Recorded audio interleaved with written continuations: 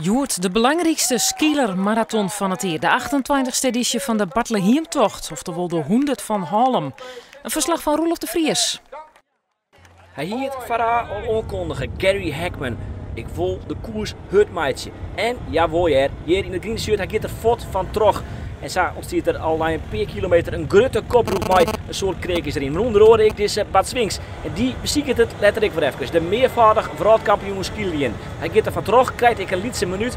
Maar weet uiteindelijk dan toch, ik wil weer waarom pak toch die man binnen in eerste instantie. Maar van Zutphen, een Ljouter, wat er uiteindelijk weer aangaan. En dus is het een hele lange tijd. Een kopgroep met Sinjeman, Jordi Haring, Ingmar Berga, Gary Hackman dus, Robert Post, Timmerman, Alexis Conté, Meesou, Evert Holwerf, Bob de Vries, en die Anzienige Vries en dus Bart Swings.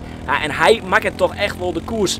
Want hier gaat hij er weer van terug. Het is al 30 kilometer van het eind en hij maakt het de koers hut. Er ontstaat een kopgroep van 4 man, maar dus Swings, maar ik Gary Hackman en Berga, Robert Post en Conté. En dan zie je dat in die sprint is daar wel een beetje de verwachting gaan tussen Swings en Hackman en misschien nog maar Conté. 6 rondes nog in Haarlem binnen aan te gaan van oorlog kilometer. De laatste ronde. En het wordt in die een sprint tussen die 4 man. En het gaat eigenlijk om die treien. Maar de overwinning gaat uiteindelijk naar Bart Swings. Voor Gary Hackman. En nummer 3 wordt in die Conté. Het is een wedstrijd die ik nog nooit heb kunnen winnen. 100 kilometer, tweede keer dat ik hier start. Vorig jaar was ik tweede, dus ik ben heel blij dat ik dit heb kunnen winnen.